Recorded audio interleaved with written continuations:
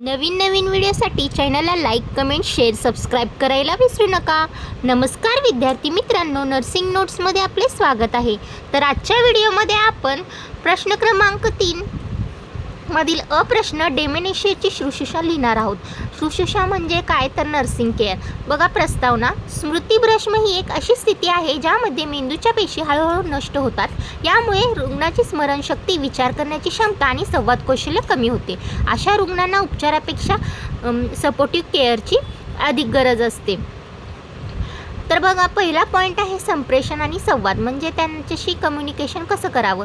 स्पष्टता असावी. रुग्णाशी बोलताना वाक्य छोटी आणि साधी असावी. एका वेळी एकच प्रश्न विचार. दुसरं आहे आदर. त्यांना लहान मुलांसारखे वागवू नका. त्यांचा स्वाभिमान जपून बोला. प्रतिसाद. जर रुग्ण गोंधळलेला असेल तर त्यांना दुरुस्त करण्याऐवजी त्यांचे सांत्वन करा. नॉन व्हर्बल कम्युनिकेशन म्हणजे बोलताना हसतमुख चेहरा ठेवणे, शांत आवाजात बोलणे, खांद्यावर हात ठेवून सुरक्षिततेची जाणीव करून देणे. त्यानंतर दैनंदिन दिनचर्या वेळापत्रक. उठणे, जेवणे, औषधे घेणे, झोपणे यावर ठराविक वेळापत्रक ठरवणे.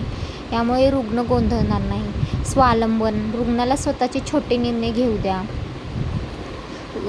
यामुळे त्यांना नियंत्रणाची भावना मिळते. आहार आणि पोषण. सोपा आहार असावा. ज्यांना घेण्यास त्रास होतो त्यांना मऊ किंवा द्रव पदार्थ द्या. त्यानंतर हायड्रेशन. रुग्णाला तहान लागली आहे हे सांगता येत नाही म्हणून वेळोवेळी पाणी किंवा ज्यूस द्या.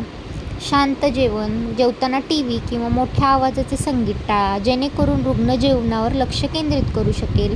त्यानंतर चौथा पॉईंट आहे सुरक्षितता. पडण्यापासून संरक्षण. जमिनीवर घसरणारे गालिचे किंवा जास्त फर्निचर काढून टाका. बाथरूममध्ये ब्रश लावा. पुरेसा प्रकाश.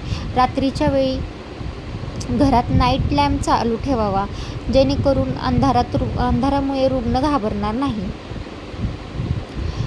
नेक्स्ट पॉईंट आहे ओळखपत्र. रुग्णाच्या खिशामध्ये त्यांचे नाव, पत्ता आणि संपर्क क्रमांक असलेल्या आयडेंटिटी कार्ड नेहमी सोबत ठेवावे. पाचवा पॉईंट आहे मानसिक आणि सामाजिक आरोग्य. यामध्ये तो व्यायाम. दररोज थोडे चालणे किंवा बसलेल्या जागीच हालचाल करणे म्हणजे छोटासा व्यायाम करणे आवश्यक असते. त्यानंतर शेवटचा पॉईंट आहे झोप. तर दिवसा जास्त वेळ अशा रुग्णांना झोपू देऊ नका जेणेकरून रात्रीच्या वेळी झोप त्यांची चांगली होईल. दिवसा झोपल्याने रात्री झोप येणार नाही.